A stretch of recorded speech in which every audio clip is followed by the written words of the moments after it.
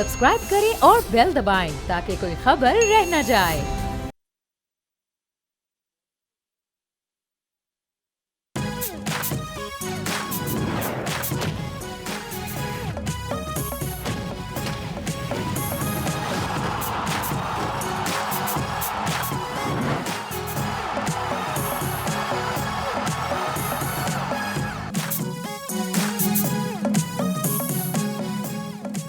अस्सलाम वालेकुम, खुशामदीद। आप देख रहे हैं खेल का जुनून वर्ल्ड टी20 2026 स्पेशल, क्योंकि यह है जंग, जज्बा और जीत। आज भी वर्ल्ड कप का एक बहुत ही जबरदस्त दिन रहा और आखिरी मैच तो ऐसा जबरदस्त रहा, कौन सोच सकता था कि Australians, the mighty Australians, world cup के अगले मरहले के जाने से पहले ही बाहर हो सकते हैं अगर तो अगले मैच में जिम्बाब्वे ने आयरलैंड को हरा दिया। वेल, इस सब पे बात करेंगे और कल जो हुआ है उसके आफ्टर शॉक्स इस वक्त शदीद तरीन जारी हैं, उस पर भी बात करेंगे। इसी के साथ मैं हूं सैयद फैसल करीम, मेरे साथ मौजूद है, मैं हूं सादिया सैमसन, और हमारे साथ है हमारे पैनलिस्ट तनवीर अहमद साहब, और उनके साथ मौजूद है फवाद मुस्तफा साहब। But before we actually launch, let's give you question of the day today. तो जनाब, question of the day on your screen is T20 international में पाकिस्तान ने सबसे कम स्कोर किस टीम के खिलाफ बनाया?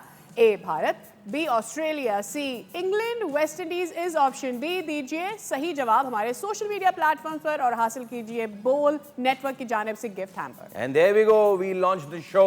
और ये जो क्वेश्चन ऑफ द डे था, हो सकता है इसका सही जवाब कल हो सकता था, थोड़ी बहुत खातिर हमने रख ली और थोड़े बहुत रन आगे बना लिए, लेकिन खैर क्या ही कहने, मतलब कि कल से लेके अब तक Sadia I've been very disappointed। अब अच्छा, पहले तो होता था ना गुस्से वाली डिसअपॉइंटमेंट होती थी, कैसे हार गए, अब तो गुस्से वाले डिसअपॉइंटमेंट, वो क्षमा बुझने वाली डिसअपॉइंटमेंट हो गई है कल एक्चुअली हमें, because we had sort of hopes, because वो वाली बात जो हम बार बार कह रहे थे कि श्रीलंका है, आप अपनी स्ट्रेंथ के साथ जा रहे हैं, स्पिनर्स का एडवांटेज है, हमारे बॉलिंग को सबसे ज़्यादा स्ट्रॉन्ग हेड दिया जा रहा था from every side, and as well हमने पाकिस्तान को अच्छा खेलते हुए देखा इससे पहले वाले मैचेस में। सो वी वर थिंकिंग कि probably against India this time हम कुछ करेंगे, लेकिन हम गलत हैं। बहुत कुछ किया हमने, उस सब पे भी बात करेंगे, बट इससे पहले कि हम कल की डिस्कशन कंटिन्यू करें, क्योंकि बहुत सारे एक्स प्लेयर्स हैं जो कि अब ये कह रहे हैं, बड़ी खबर ये आ रही है कि भाई 3 लोगों को निकालो टीम से। ये वही प्लेयर थे जो पहले कह रहे थे भाई क्यों नहीं निकाल रहे टीम से। इस सब पे भी हम बात करेंगे, बट बिफोर दैट, क्या तनवीर भाई सोच रहे थे आज के तीसरा मैच शुरू होने से पहले कि ऑस्ट्रेलिया इस सिचुएशन पे आ जाएगी कि अगर तो कल जिम्बाब्वे ने आयरलैंड को हरा दिया तो फिर कैंगरूज जा रहे होंगे अपने देश वापस? क्या जबरदस्त मैच और क्या आउटस्टैंडिंग फील्डिंग श्रीलंका की।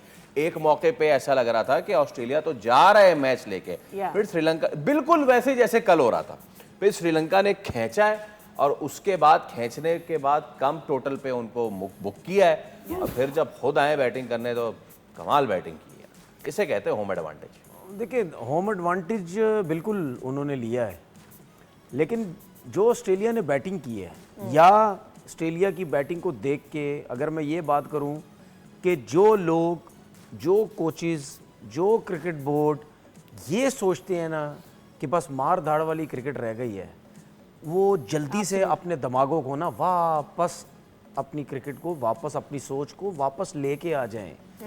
ये नहीं है। मैं सबको ये बोलता हूँ, अभी तक वर्ल्ड कप में कितने मैचेस हो गए, मुझे ये बता दो कि 6 ओवर में 70 रन बने हो, 75 रन बने हो, कितने मैचेस में बने होंगे? आज के मैच में 8 ओवर में 100 रन करके बैठे हुए थे। हाँ जी, ठीक है। या कितने मैच ऐसे होंगे जिसमें 10 ओवर में 100 रन बने हुए? ठीक है, आप 20 मैच निकालें, 20 मैचेस में से 2 मैच ऐसे होंगे जिसमें से आपने बहुत ही मारा, 6 ओवर में आपने 70-75 रन कर दिए। वरना नॉर्मल भी आप खेलें तो 6 ओवर में 40-45 या 50 रन होते हैं, चाहे वो 190 वाले स्ट्राइक रेट वाले खेल रहे हो या 140 वाले खेल रहे हो, रन्स आपके उतने ही होते हैं। सही।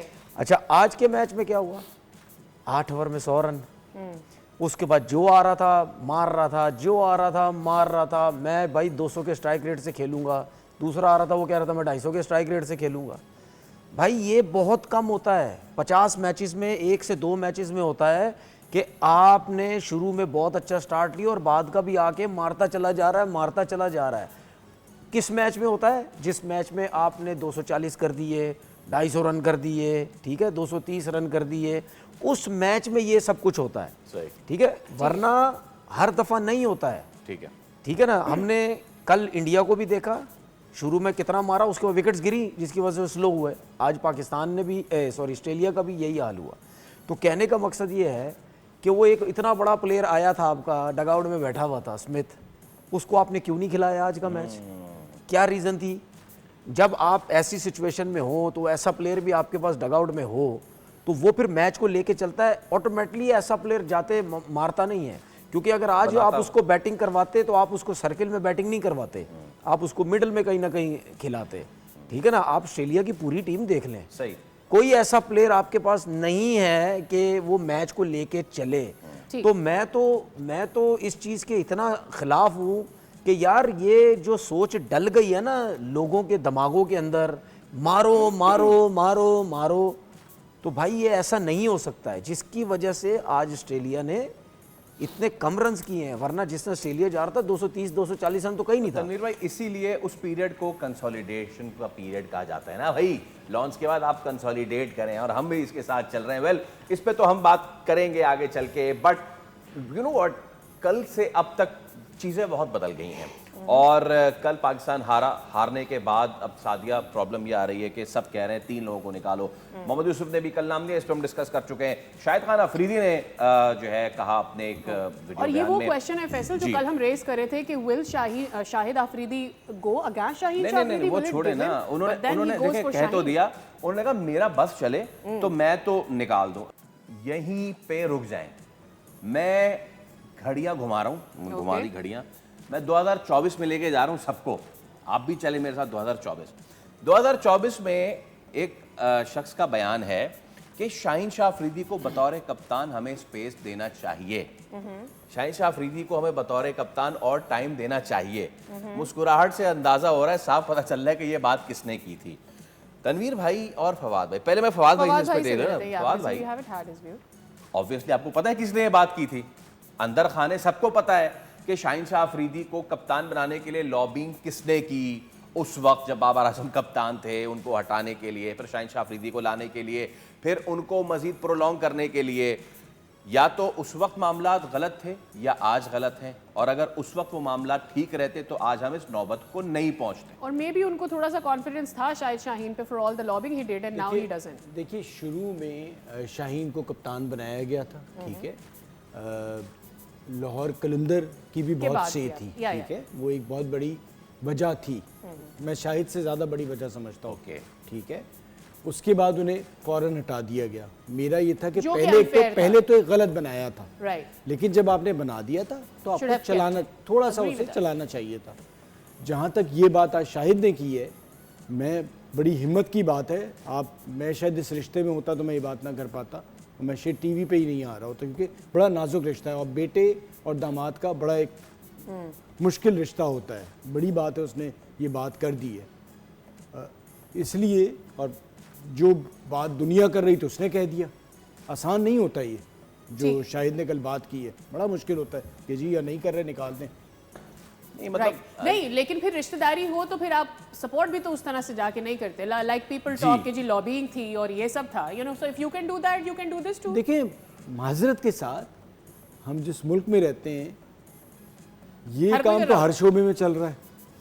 मैं उसको जस्टिफाई नहीं कर रहा, मैं जस्टिफाई नहीं कर रहा, लेकिन ये हर शोबे में चल रहा है। लेकिन आके इस तरह से बोलना, हो सकता था वो अवॉइड कर जाता, इतना तो उसकी थी कि सवाल को घुमाना फिराना कर लिया जाता, लेकिन इतना ऊपर आके बोलना, ये भी तो उसने बोला। अब अगर अभी भी नहीं बोलेंगे तो कब बोलेंगे? बोलना मुश्किल होता है सर, आप दामाद के लिए बोलना मुश्किल होता है। तनवीर भाई जरा कमेंट कर दीजिए इस पे।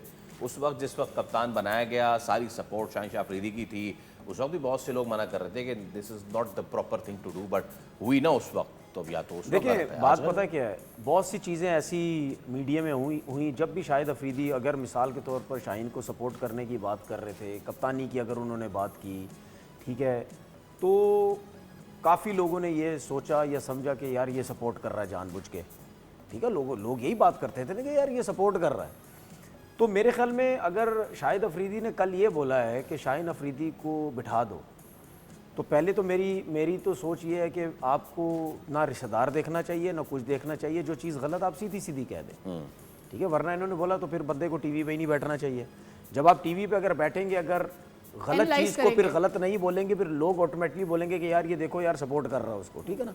तो मेरे हिसाब से तो शाहिद अफरीदी ने बिल्कुल सही बात बोली है। अब शाहीन को अच्छी लगती है या बुरी लगती है इसका मुझे आइडिया नहीं है, ठीक है, लेकिन जो शाहिद अफरीदी ने बात बोली है वो बिल्कुल सही बोली है। लेकिन मैं ये कह रहा हूँ कि टीम मैनेजमेंट को या सलमान को कि अगर 3-4 प्लेयर बिठाने की बात हो रही है तो फिर पूरा वर्ल्ड कप बिठाएं आप। है किसी में हिम्मत, किसी में हिम्मत है तो बिठा दें। हिम्मत कहने का मकसद ये नहीं कि मेरा कि मैं तड़ियाँ लगा रहा हूँ या डरा रहा हूँ, नहीं नहीं, हिम्मत है तो अगर नमीबिया के मैच में जूनियर्स ने कुछ नहीं किया, आप सुपर 8 पे चले गए तो फिर पूरा सुपर 8 आप उन्हीं को खिलाएंगे। उन्हीं को बिल्कुल सही कह रहे हैं। सेमीफाइनल तक टीम जा बिल्कुल रही सही है, कह रहे बिठाएं उनको फिर, ठीक सही। है, आप उनको बिठाएं, उनको ये बोलें कि भाईजान नमीबिया के मैच में आप नहीं है, आज से आपकी क्रिकेट खत्म, कुछ T20 वर्ल्ड कप में आपकी क्रिकेट खत्म। या तो आप सीधा सीधा मैसेज दे दें, ओके या अगर आपने कल के मैच में 2-4 को बिठाया उसके बाद आपने फिर खिलाया तो फिर आप खुद ही नहीं चाहते टीम बेहतर हो, ठीक है, फिर आप खुद चाहते हैं कि नहीं जी इन्हीं को खिलाना है, इन्हीं को खिलाना है। लेकिन बात सीधी सीधी ये है कि मुझे अफसोस इतना होता है, इतनी हैरत होती है कि कल मैं कुछ बातें सुन रहा था जर्नलिस्ट की, क्रिकेटर्स की, मतलब यानी वो ये बातें कर रहे हैं कि यार ये क्या टीम है, क्या टीम बन चुकी है। उन्होंने खुले अल्फाजों में बोला कि इस सिस्टम ने इनको बर्बाद किया। मैं अगर आपकी बात सिस्टम यहीं ने से बर्बाद किया है। आप ये जो लोग बात कर रहे हैं ये लोग टीम को बेहतर देखना चाहते चाहते ही नहीं नहीं ना। है। ये बात पाकिस्तान के साबिक विकेट कीपर बैट्समैन जो हैं राशिद लतीफ़, उन्होंने बात की और उन्होंने तो पूरा का पूरा जो है एक खुलासा निकाल दिया। मेरे ख्याल से Rashid Latif is one of the most respected not only the cricketers बल्कि cricket commentators. for his unbiased comment as well. जरा दिखाएं Yeah. राशिद लतीफ़ के, तनवीर भाई और फवाद भाई, ये आपके सामने है। अच्छा जी, राशिद लतीफ़ साहब ये कह रहे हैं कि पाकिस्तान और भारत के खिलाड़ियों का कोई मुकाबला नहीं है। 4 से 5 खिलाड़ी वर्ल्ड कप स्क्वाड में होना डिजर्व ही नहीं करते थे। इस कप्तान और कोच को जो मर्जी खिलाड़ी दे दो, ये उसका बेड़ा गर्क कर देंगे। और उसके बाद उन्होंने कहा कि जो मेन बॉलर है वो 11वें ओवर में आ रहा है, विकेट बॉलर है जिसने रन बनाने, हमने अंदरूनी सियासत की वजह से गैरी कर्सन और जेसन गिलेस्पी जैसे बड़े कोचेस को फारिग कर दिया। आई थिंक ओके, हम ये वाली बात, इस बात को हम मजीद कंसोलिडेट करके और मजीद इस पे गुफ्तगू करेंगे। जो सबसे आखिरी बात थी वही सबसे अहम बात थी। हम ले रहे हैं एक ब्रेक, आप देख रहे हैं खेल का जुनून। हम इस ब्रेक के बाद दोबारा वापस आ रहे हैं। Stay with See you us. across.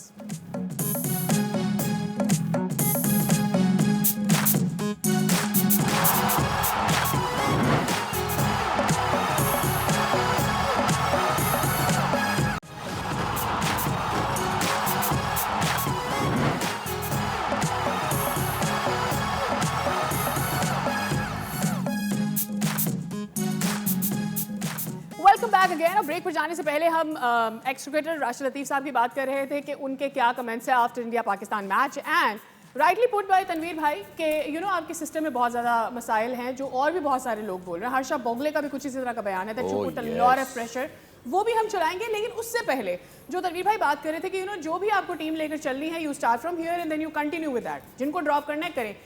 ऐसी ही कुछ बात आज वसीम अकरम ने भी कही आफ्टर द मैच। उनके क्या तासुरात थे? ये लड़के खुद अपने आप को कब ट्रेन करेंगे और कैसे ट्रेन करेंगे? अच्छा, इसी माइक हैसन तो नहीं कर रहे हैं इनको train. You know Sadia, I am sorry to No, that's all right. Interrupt, लेकिन मैं उन चंद लोगों में, मतलब चंद नहीं बहुत सारे लोगों में, खुश लोगों में था जिस वक्त हमने ये सुना था कि हमारे पास जेसन गिलेस्पी आ रहे हैं कोच करने के लिए, या उससे पहले जो है वो मैं नाम भूल रहा हूँ, इतना खुश हो गया था मैं, the south African Gary Kirsten आए हैं हमें कोच करने के लिए। कर्स्टन जिनका एक इंडिया के साथ जबरदस्त रिकॉर्ड था। उसके बाद हुआ क्या सारा? चलते हैं सीधे तनवीर भाई की जानिब जो ज़ेरे लब मुस्कुरा रहे हैं। तनवीर भाई, होंगे माइक हैसन बहुत अच्छे होंगे न्यूजीलैंड की डोमेस्टिक के लिए, बहुत अच्छे होंगे इस्लामाबाद यूनाइटेड के लिए, आई am sorry I am using, but Pakistan के लिए उनकी प्लानिंग समझ में नहीं आ रही है।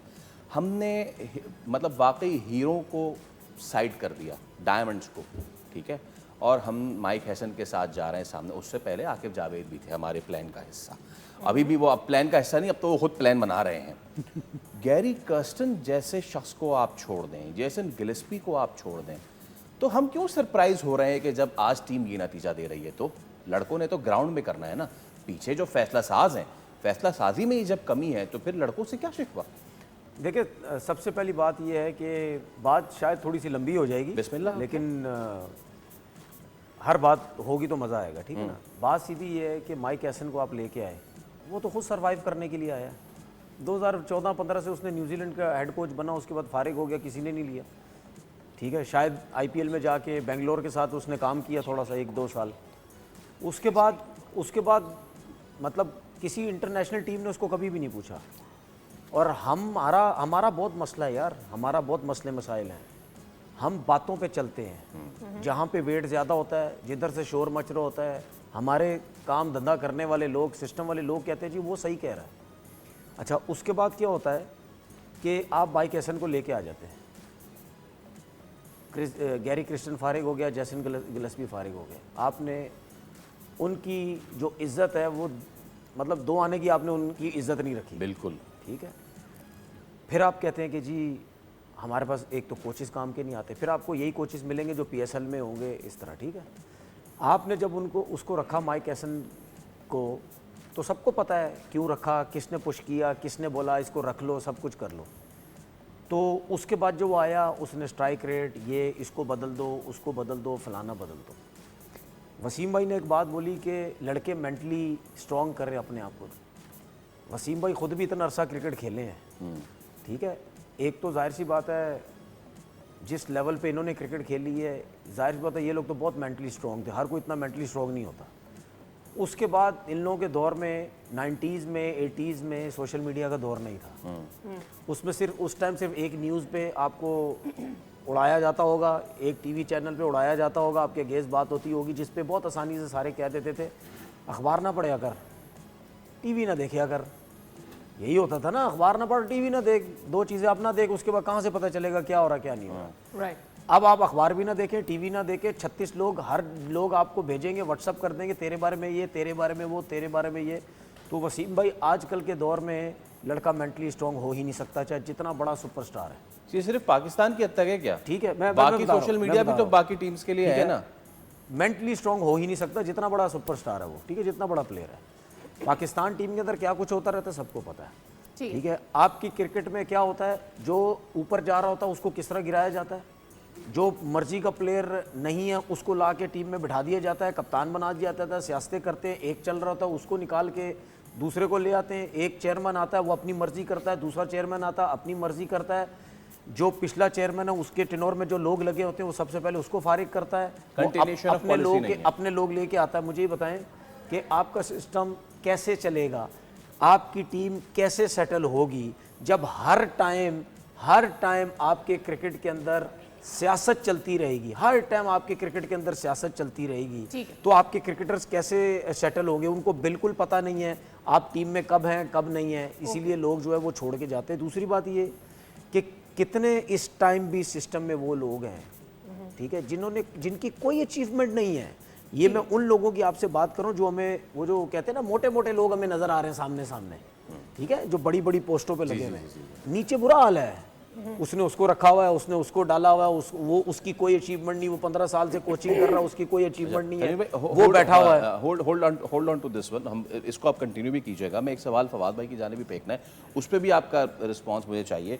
हम देखें, बात यह है कि जब हम फेल हो रहे होते हैं तो as colleagues, as office employees भी हम कहते हैं कि यार हम चलिए उस प्लान पे दोबारा जाते हैं जिस पे हम सक्सेस हम हासिल कर रहे थे, ठीक है। ये तो मैनेजमेंट का उसूल है, सिंपल सा सादा सा। हमारे पास कौन कौन थे कि जिन्होंने हमें अच्छा करवाया as a coach? Mickey Arthur थे, ठीक है, हेडन थे, और इसके साथ आपके इंतखाब आलम थे सबसे ज्यादा। अरे मैं अभी की बात कर रहा हूँ सर, आप अगर कामयाबी के रास्ते आएंगे सर, इंतखाब आलम को अभी तो नहीं ला सकते। मैं आपको बताना इसलिए नहीं, मैं आपको बताना चाह रहा हूँ कि कोच का रोल क्या है। कोच का रोल क्या है, मुझे कंप्लीट तो करने देना, ठीक है। हमारे साथ ये सारे जो कंटेम्पररी हैं, ठीक है, उसमें हो गए। उसके बाद गैरी कर्स्टन और जेसन गिलेस्पी आए। हमारी नसीब ये फूटा कि हमने आकिब जावेद को अपना सेवियर समझा, माइक हैसन को अपना सेवियर समझ लिया, ठीक है ना, हाँ, और दैट्स इट। जब हम बात कर रहे हैं अगेन वही बात है ना, खिलाड़ी तो हो गया सेलेक्ट। खुशदिल शाह की आपको बात याद है, उसको पर्ची पर्ची कह रहे थे पूरा स्टेडियम, तो उसने आगे क्या कि यार मुझे तो सेलेक्टर्स ने सेलेक्ट किया है ना, मेरी क्या गलती है, उनको बोलो जिन्होंने सेलेक्ट किया है। जो हमारा करंट सेटअप है इस वक्त, हमने डिप्लोमेटिकली बड़ा जबरदस्त स्टेप उठाया, बहुत जबरदस्त, घुटने टेकवा दी, सब कुछ कर दिया। What for this? अब हम ये सुन रहे हैं, हम अजराए मजाक भी ये बात कर रहे हैं, कुछ लोग सीरियस भी कह रहे हैं कि बायकॉट ही ठीक था। ऐसी टीम या ऐसी परफॉर्मेंस के साथ जो बिल्कुल मेंटल ब्लॉकेड हो गया, फ्रीज हो गया, उसके साथ बायकॉट ठीक था।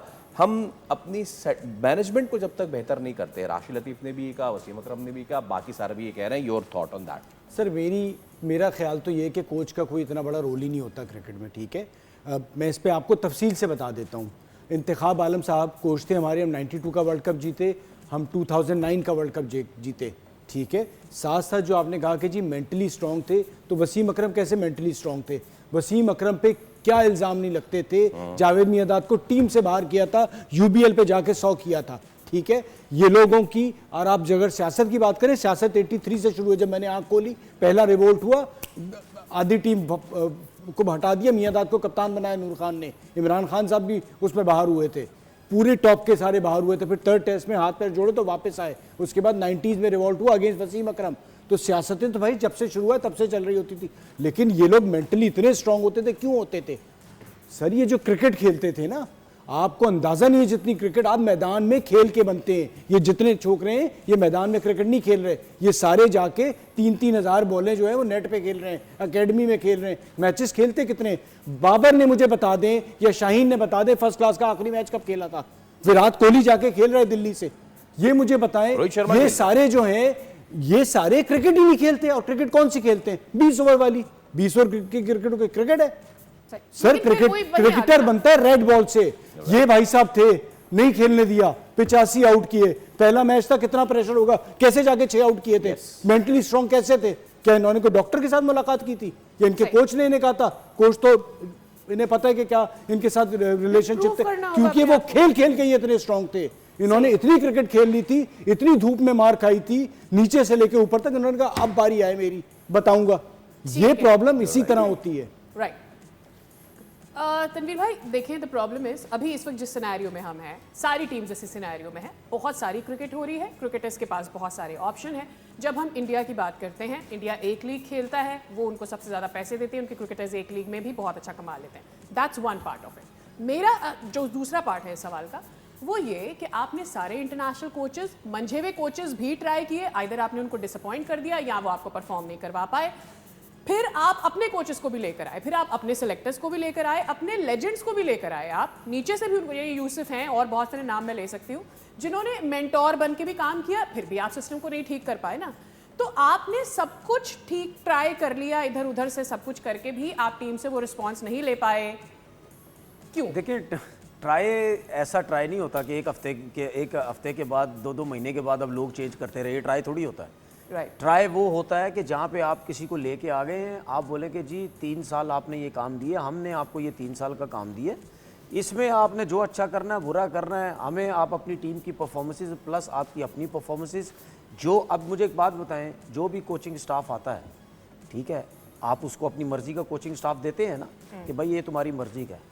तो जब आप उसको मर्जी का कोचिंग स्टाफ दे देते हैं, चाहे वो ग्रिपें सही करने वाला हो, चाहे बल्ला कहीं से भी लेके आ रहा है, चाहे उसको कोचिंग आती नहीं आती, जब आपने उसको दे दिया है तो फिर आप क्यों उसको तंग करते हैं?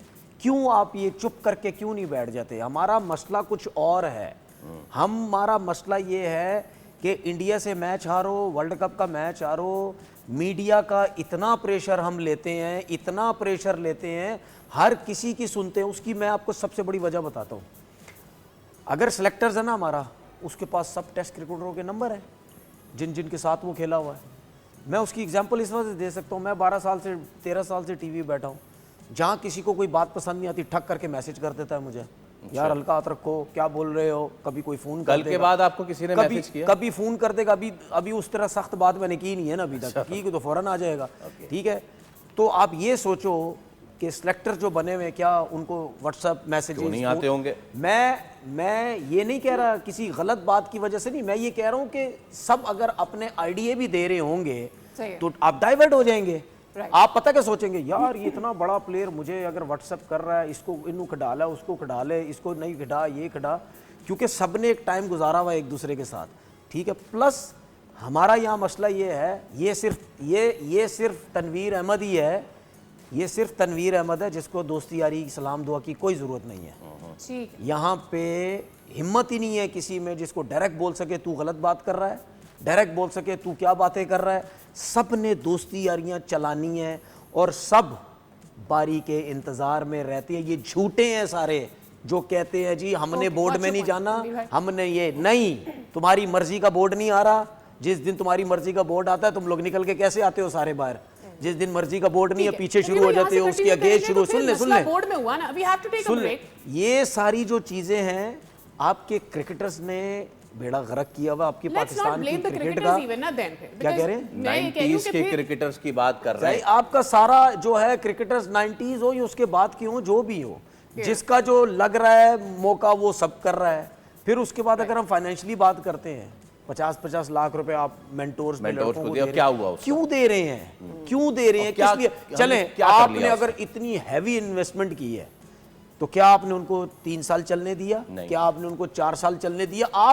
आप उनके कोड में बात डालो ना यार। अगर हमने आपको 50-50 लाख रुपए दिए, 3 साल आपको काम करने का दिया है, आपने क्या किया? उल्टा वही सारे पता क्या बोलते हैं, यार हमें तो काम ही नहीं करने दिया, तो हम क्या इतने पैसे दे रहे, हमें तो काम ही नहीं करने दिया। एब्सोल्युटली वेल, देयर आर बहुत सारे शिकवे शिकायत है, लेकिन बात वही है जो हम कल भी बात कर रहे थे, पाकिस्तान के लिए वर्ल्ड कप का सफर अभी खत्म नहीं हुआ है। अगला मैच नामीबिया से है। हम आज एक प्लेइंग 11 हमारे दोनों एक्सपर्ट्स ने बनाई थी इंडिया के खिलाफ, अब बनाएंगे नामीबिया के खिलाफ इस ब्रेक में, और फिर हम वो उसको डिस्प्ले भी करेंगे। And there are more things to discuss with you. एक ब्रेक के बाद दोबारा हाजिर होंगे। आप देख रहे हैं खेल करते।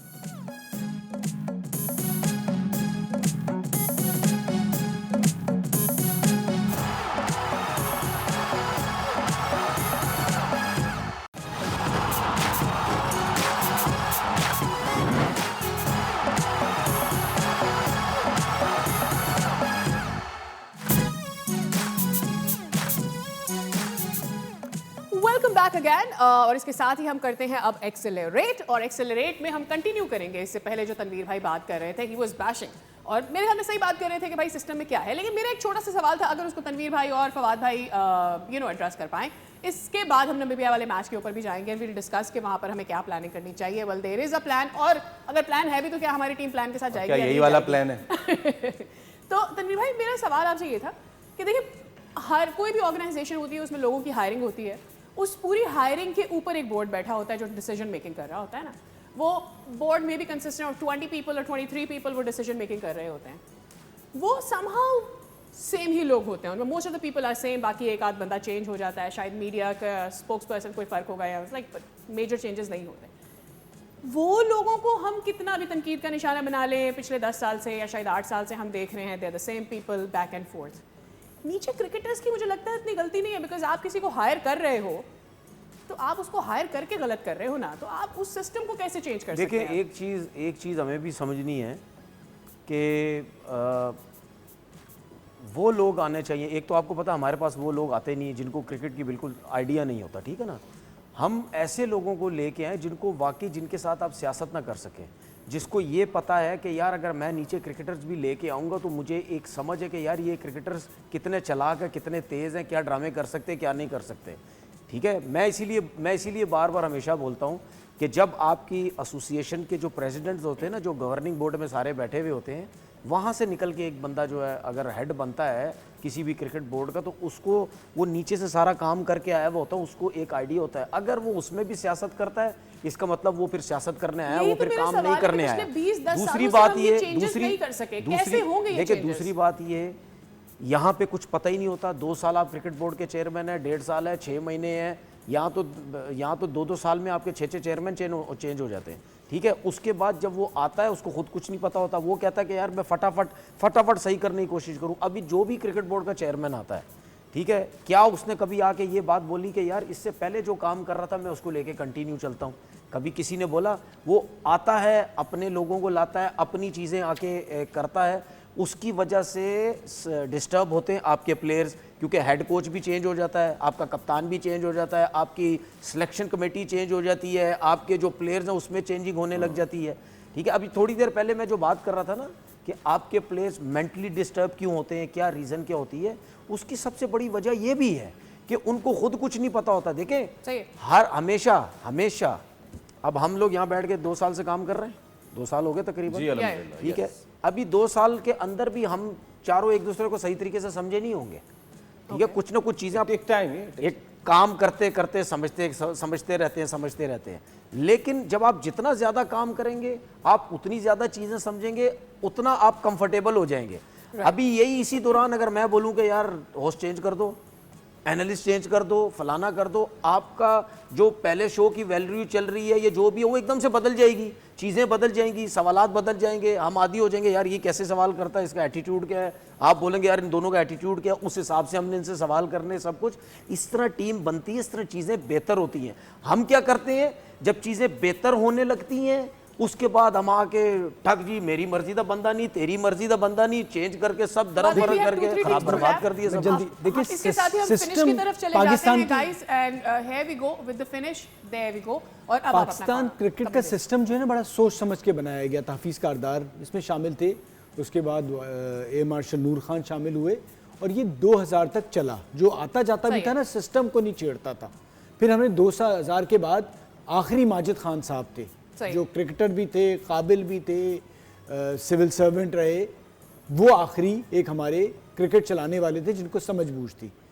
फिर आए सैफुर रहमान साहब के भाई मुजीबुर रहमान साहब, फिर वहाँ से खेल बदलना शुरू हुआ क्योंकि उन्होंने सिस्टम को छेड़ना शुरू किया। डिपार्टमेंट क्रिकेट में प्रॉब्लम है। 26 साल हो गए। हाँ फवाद भाई 26 साल हो गए। 26 साल से हम उसी विशियस साइकिल में हैं। उसकी वजह ये बता दूं, हम ये नहीं सोचने जा रहे कि जो 50 साल क्रिकेट चली थी वो कैसे चली थी, वो कैसे चली थी, तो हम उसको हर चीज जो है पिछले वाले को देख के इंप्रूव कर रहे हैं। मेरे ख्याल से yes this is the talk of the town कि अगर अच्छा, आप एक चीज आज जाएं 30 सेकंड शेड्यूल्स किसका काम है बनाना?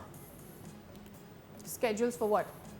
सिस्टम बनाता है ना बोर्ड के लोग जो काम करते हैं, आपके ये जो सब डायरेक्टर्स वगैरह, पता ही नहीं होता आपको। हम 90s में बता दूं, मेरे पास कौन से ग्राउंड 2 महीने पहले पूरा बुक आ जाती थी जब ये सोशल मीडिया नहीं था कि विल्स कप का कौन सा मैच कहाँ होगा, काइजम ट्रॉफी का कौन सा मैच, वो छोटी बुक आती थी। आज मुझे नहीं पता कि पीएसएल के मैचेस कौन से कहाँ होंगे जो 1 महीने बाद होने, नेशनल टी20 कब शुरू होगा, एक चीज सीजन भी पूरा शेड्यूल बन जाता था। एक सिस्टम की बात इनसे वो क्या हुई थी स्टोरी, वो जो ग्रुप से 2 टीमें निकाल के फर्स्ट क्लास में डाल दी थी। भाई फर्स्ट क्लास में दो ग्रुपों में से 2 टीमें एक निकालनी थी। फिर टूर्नामेंट खत्म होने के बाद हुआ कि जी नहीं 2 ले आओ, फिर 2 में भी क्या किया, एक ग्रुप से 3 निकाल दी। ऑलराइट जनाब, तो ये आपके सब करता धरता करते हैं। जी हमारा ये तो सिस्टम का हाल है। And then we will go to the team. आज के क्वेश्चन ऑफ द डे का सही जवाब दिया है सज्जाद ताहिर ने। बहुत बहुत मुबारक हो, लाहौर से आपका ताल्लुक है। For giving the right answer, gift hamper आप तक पहुंच जाएगा। ऑलराइट, वेल विद दैट हम अब आपसे there you go Sajjad Tahir, आपको बहुत बहुत मुबारक हो।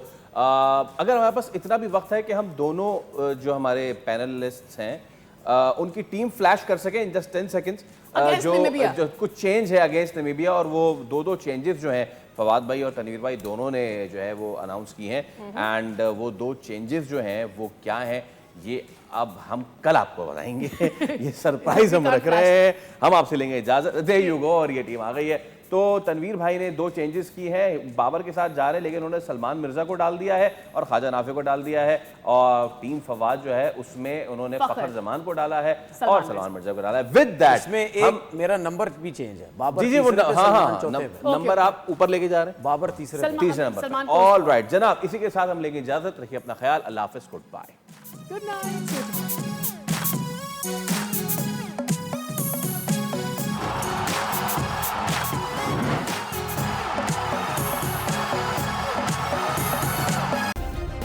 सब्सक्राइब करें और बेल दबाएं ताकि कोई खबर रह न जाए।